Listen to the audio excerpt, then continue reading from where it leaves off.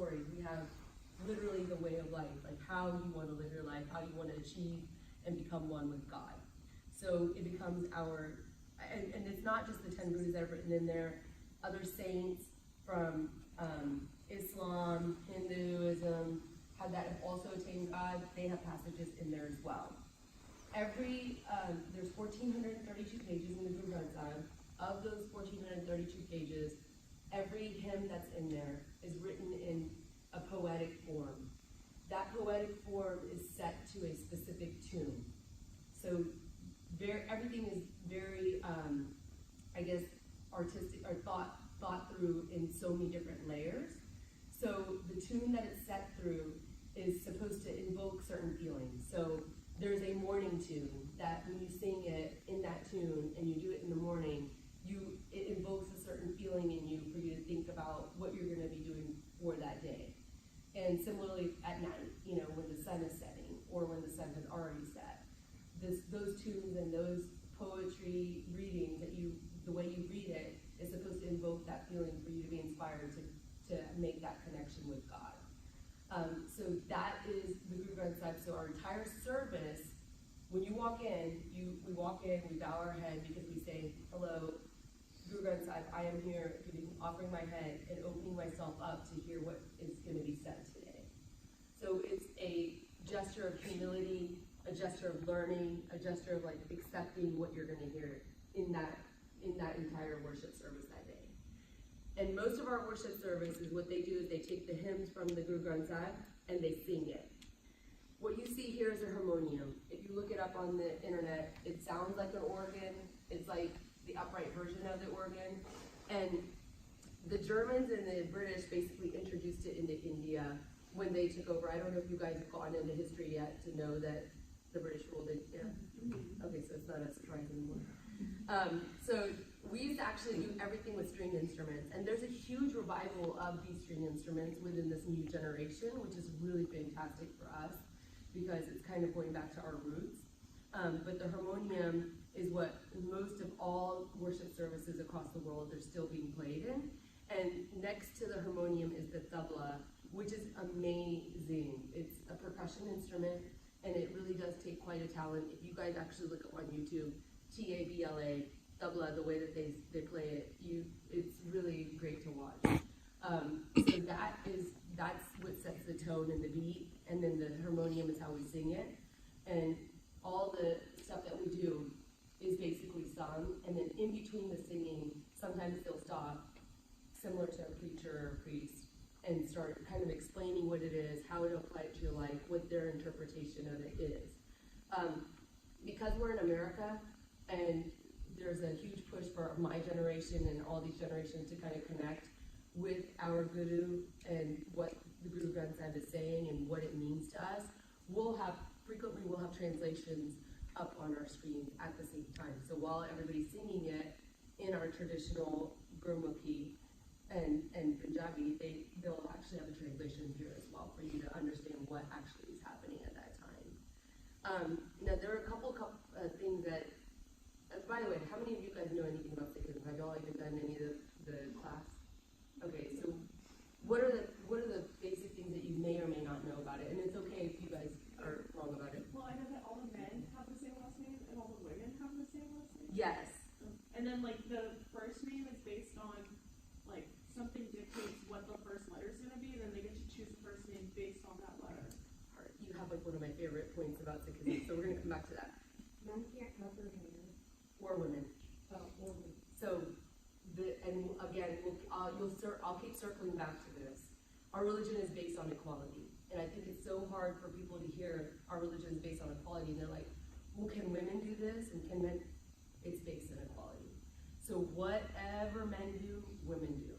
110% of the time. There isn't you get to get a pass because you're a guy or a girl.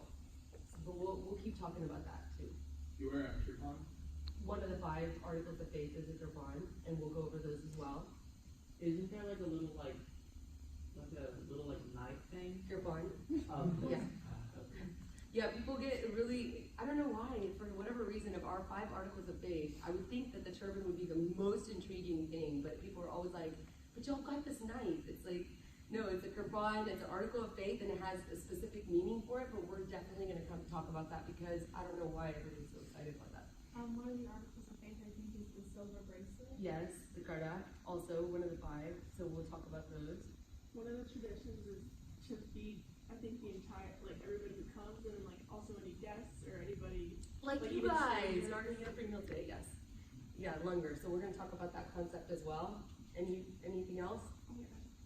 There's like some ritual, like dance, warrior thing, right? Okay, so not dancing, but we do have a heavy sense of martial arts, and one of the ways that it's an art form, which is what you're thinking about, and it does look like it's dancing now that I think about it, but I never thought about it like that before.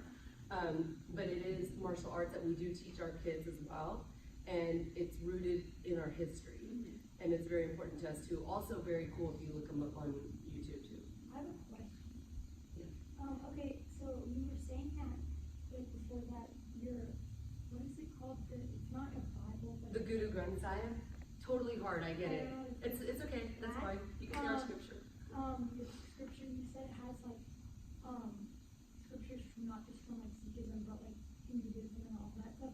So, can you explain like why that is and like why it's not, like, so do you guys like, So it's not scriptures from, and I'm glad you are asking that because it can clarify it a little bit.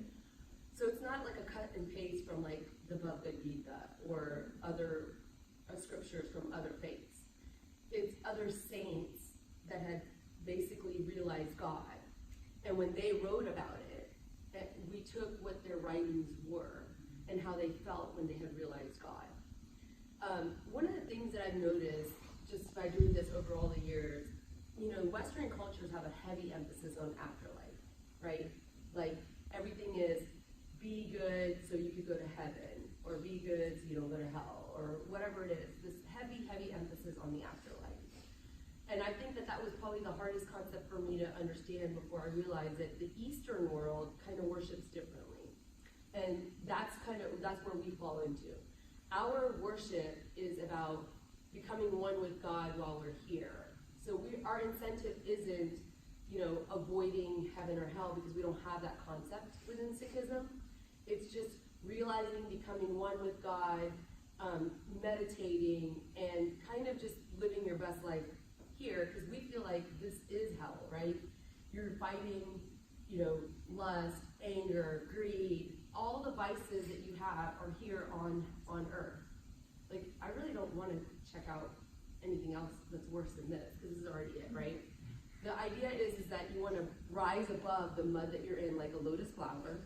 You want to be the better expression and the better version of yourself here, so that way you can kind of be on that higher level that connects with God. And that's our incentive. Our incentive is to connect with God and become one with God. this might not be like a good question. But No, any question's a good question. I told you all this, and I really, really mean it. I do not get offended by any questions. I much prefer you asking me than Googling, because that's so scary.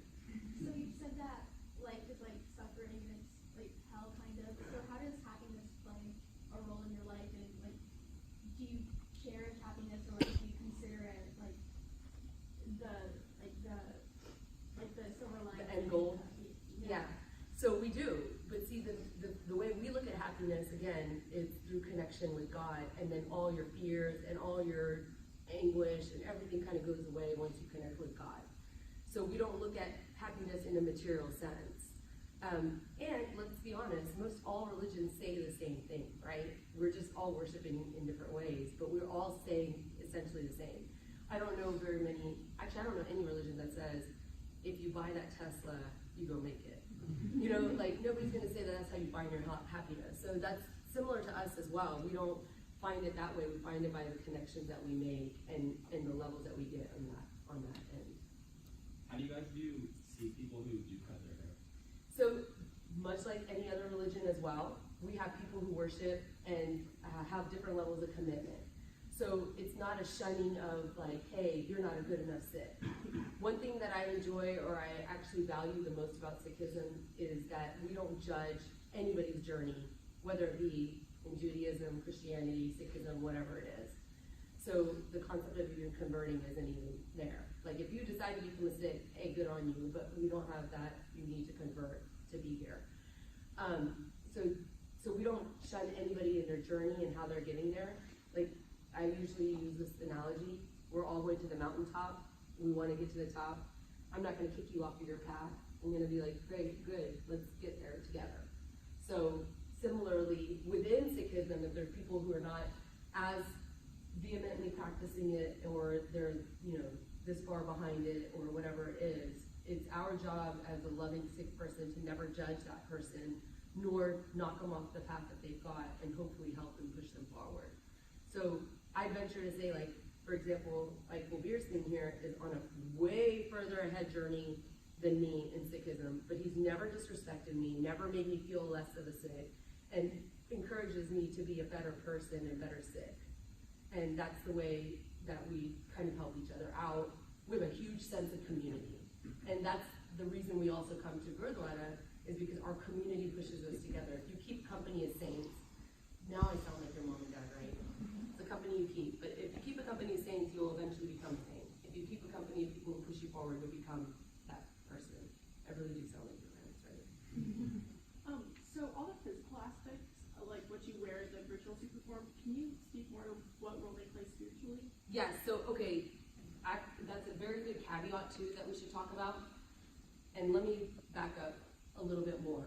So, in the 1400s, Sikhism was born. And the way it was born was Guru Nanak Dev Ji, who's the founder of Sikhism, was born into Hindu faith. You guys have already done the chapter on Hinduism?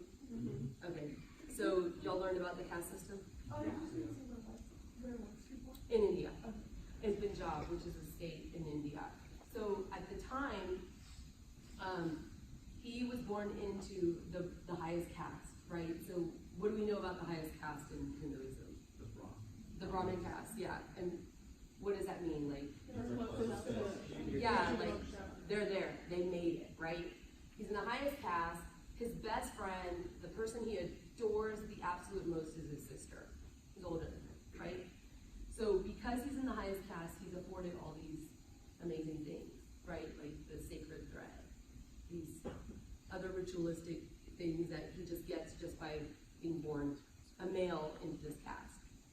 Well, he's looking at his sister and he's like, well, what about her? She's amazing. And why am I getting this? Just because I was born in this? Started questioning the idea of getting all these favors because of the way that he was just born. Or seeing like these untouchables who were going to be forever stuck in this untouchable legacy, that they couldn't get out of it, and you couldn't help, helping the poor only meant that you help out people that can't really get out of it, right? So he basically started to question all that, and from that, Sikhism was born. So that ritualistic piece that I was talking about, we're very anti-ritualistic, because those were the things that we questioned when the faith was born, that we cut that whole trajectory out. Now, over the time that Sikhism kind of played out, that's when the concept of, for example, langar, what you guys are going to do downstairs. Anytime you go to a Sikh Gurdwara, anytime, anywhere, you'll get a free meal. Anywhere, anytime. So that's why we also, leave it open for people to come through whenever they want to. Our services here at this Gurdwara in particular are on Wednesdays and Sundays. So if you ever come on a Wednesday or Sunday, you'll always get fed. And if you ever had my family had a special program here, like our version of whatever we do for our kids, we will sponsor and make the food for everybody else too. And so much so that I always tell people this little anecdote. When my brother got out of high school, when you guys go on your little finding yourself backpacking Europe tour, he went from Gurdwara to Gurdwara, and that's how he did Europe. He just stayed the night there, ate there, and toured all of Europe just like that. So he didn't have to do the hostel thing either, but that's how open Gurdwaras are. And to take it up the next level, it's so open that in 2012, a white supremacist was sitting in our Gurdwara in Wisconsin for 30 minutes before he opened fire and shot 6 Sikhs. So we actually had to sit back and reevaluate, how do we want to deal with this? What do we want to do with this? Do we want to look at the fact that this guy was in here and we had this open door welcome policy? Should we change all that? Or should we make ourselves safer? What should we do?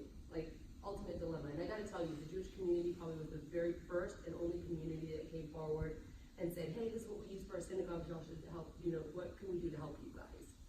Which is the best thing that happened to us, at least. But ultimately, we decided, like, look, this is who we are. We're not meant to be in fear and sitting with armed guards in the front and worried about stuff like that. This is not what we're supposed to do, so our doors are still open, for whatever it's worth. On that point, sorry. No, it's okay. Jesse, what has the experience been like in America, especially in the last few years? I know that there are so many people who sort of confuse Sikhism with Islam and who already have such closed-minded views on Islam that it's sort of. So actually, I don't know if did they get to meet Greg Hahn or no? They did? Okay, so he actually came up with the best quote that I love for this. He's like, whenever they say this, oh, we all get misunderstood for Muslims or whatever. I'm like, we're not misunderstood, we're just not understood at all. Like, that's his quote, so make sure you tell him I told you. But, so we've actually been struggling since 9/11. This is all before y'all were born, right? What do y'all have right now? Like 6 months. 6 months? Okay, so I was a fully grown adult. But anyway, so 9/11 happened, and here I am sitting in my desk, at my desk, and 9/11 happens, and they're like, hey, we think it's going to be Osama bin Laden or whatever. They're figuring it out. Like, I'm devastated watching this on TV live, right? I watched the first tower go down. Everybody knows where they were, except for y'all, at that time in their life. I know where I know. Exactly, like barfing. Anyway, so I see this, and I'm sitting at my desk. By the time the second tower goes down, I'm at my desk, and internet's like barely, we're just getting our bearings together with the internet now. And I go to CNN.com, and they have this picture of Osama bin Laden, suspected. This is the guy that they think is the mastermind behind the whole thing. And I look to the right on my desk, and I got a picture of my brother in his turban, and I'm like, oh, this isn't good. This isn't going to end well, right? Because they look really similar. Now, Osama bin Laden, yeah, he's a part of this huge Al-Qaeda network or whatever, and he looks like he's wearing a turban. See, over there, they wear it functionally because of the desert, right? Because they've got sand, and they keep the sand out of their hair, and they've got the beard, the whole nine. We wear it because it's our actual uniform.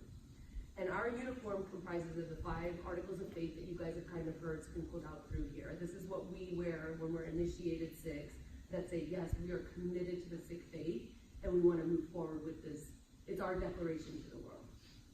Not only that, but our uniform represents so much more. It represents that we stand up for people, for injustice. So, like, that's what I think of when I look at the Quran, like standing up for people who cannot stand up for themselves. And that doesn't mean that we use our Quran, we don't wield it out anytime we want to do that.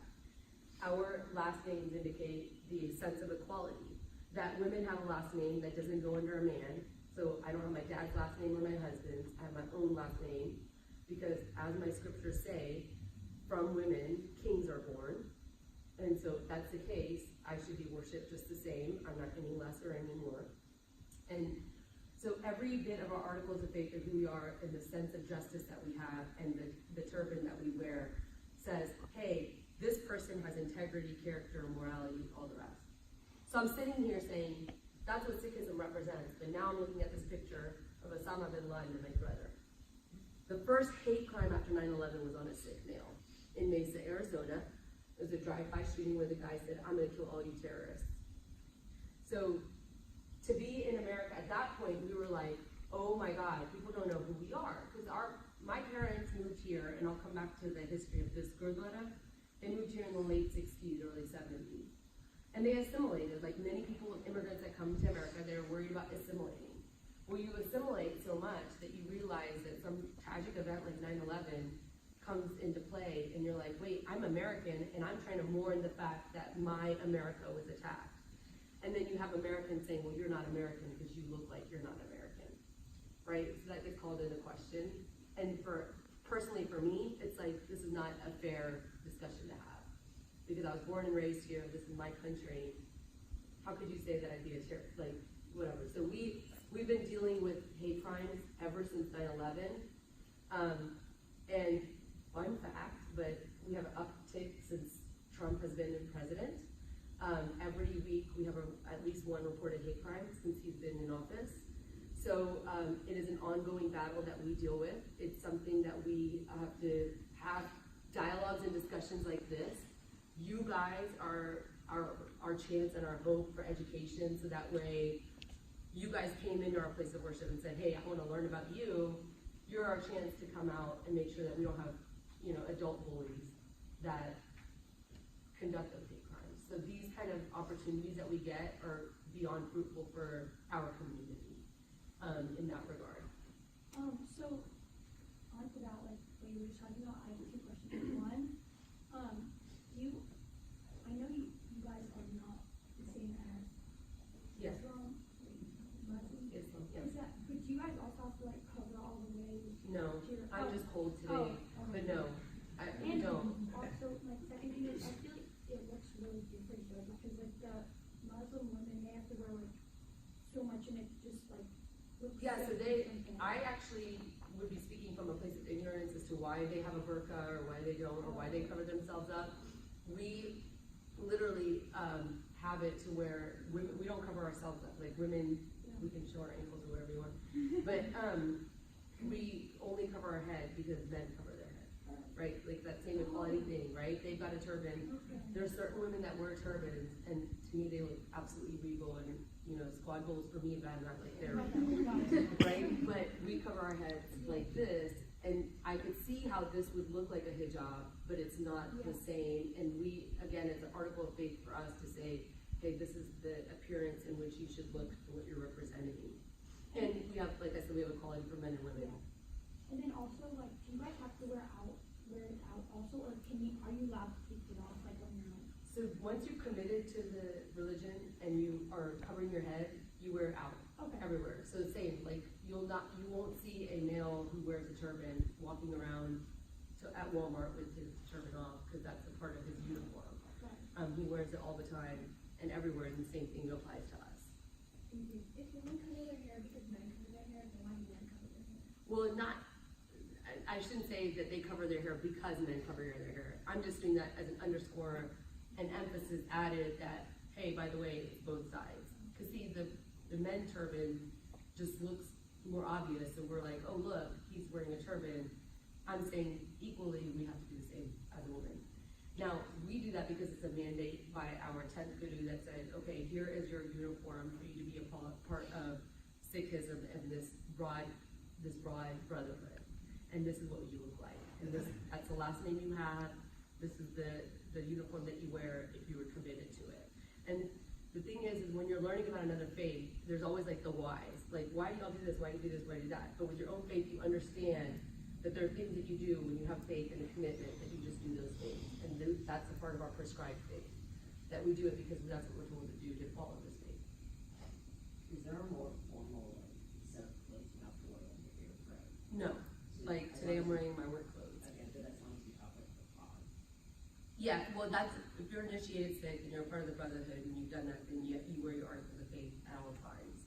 I'm not initiated, so I don't wear a flag. But that's my shortcoming on doing that. We don't have a dress code other than not to be disrespectful. The way in which the Guru Granth Sahib is adorned, like I was explaining, it's like a pedestal. It's like as a king is. If you think about your history books from the 1500s, the King of England or whatever, the way that they would always have beautiful cloths, the way that they, make sure that everybody respects the king. This is our ultimate king. And so when you think about it, and I always tell my